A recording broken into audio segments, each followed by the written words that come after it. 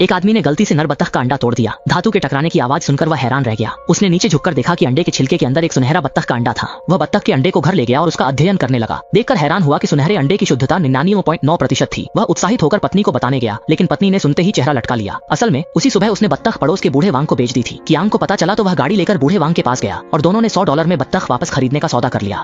बूढ़े वांग ने कहा कि बत्तख पिछवाड़े में है, लेकिन जब कियांग पिछवाड़े पहुंचा तो वह तुरंत हैरान रह गया। उसके सामने हजारों बत्तखें थीं और वे सब एक जैसी दिख रही थीं।